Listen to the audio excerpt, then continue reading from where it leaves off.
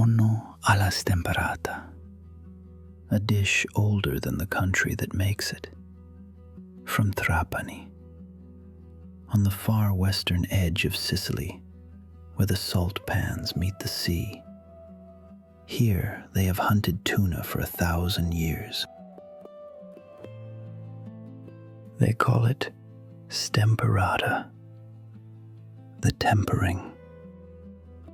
It is the West Coast way with tuna, the sweet set against the sour, softened and balanced.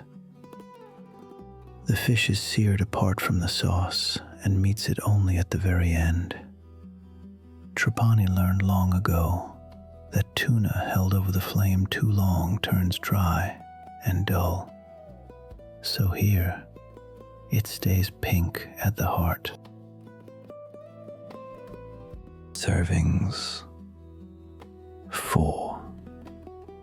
20 minutes of preparation, 25 minutes of cooking. Total time 45 minutes. 1.5 pounds of tuna, 1 pound of Yukon Gold potatoes, 2 yellow onions, 2 stalks of celery, a 1/2 cup of green olives, 2 tablespoons of capers, 1/4 cup of golden raisins, 2 tablespoons of pine nuts, white wine vinegar, a spoon of sugar, 2 bay leaves, olive oil, and salt. First, the potatoes, cut into wedges and boiled gently just until they begin to yield, then drained and slipped into hot olive oil where they turn slowly golden on every side. When they gleam, they are lifted out one by one and laid across a warm platter, waiting for what comes. Into that same pan, 2 onions sliced into thin rings and 2 bay leaves. The heat falls low and the onions cook slowly, losing their sharpness, turning soft and pale gold. This is the chipolata, the sweet onion heart of the dish. Now the west of Sicily arrives. Sliced celery, bright green olives, capers rinsed of their salt, a small handful of golden raisins, and the pale pine nuts. They fall in among the onions and cook together for 5 slow minutes until the kitchen smells of something sweet and briny and old.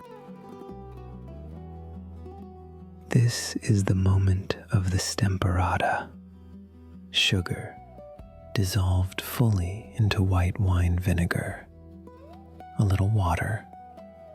It is poured into the pan, and it hisses and gathers and slowly draws down into a light, glossy syrup. The sauce turns to silk, and then it is spooned warm over the golden potatoes, waiting on the platter.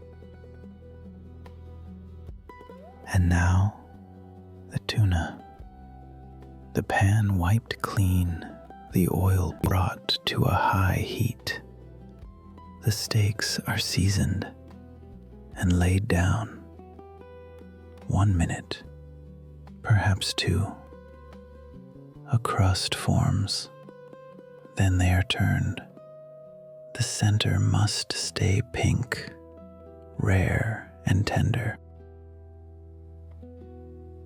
And there it is, the seared tuna laid over the warm agrodolce, the golden potatoes beneath, the sweet onions, the olives and raisins and pine nuts gathered around.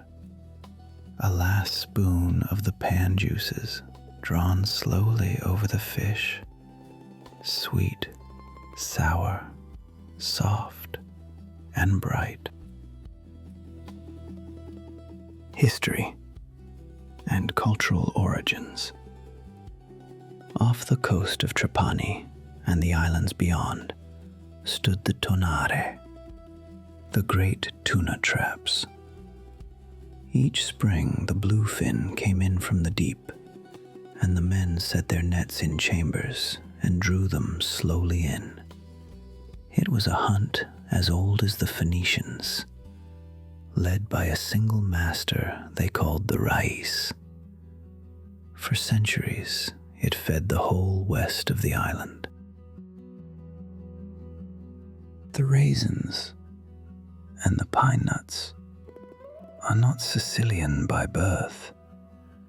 They are the gift of the Arabs who ruled this island for more than 200 years.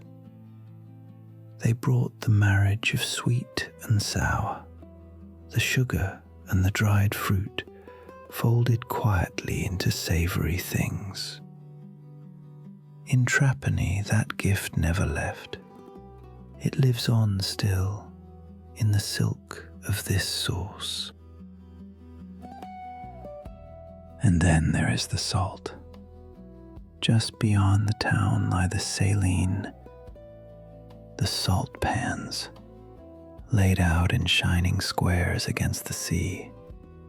The Phoenicians dug them 3,000 years ago. The old windmills still turn.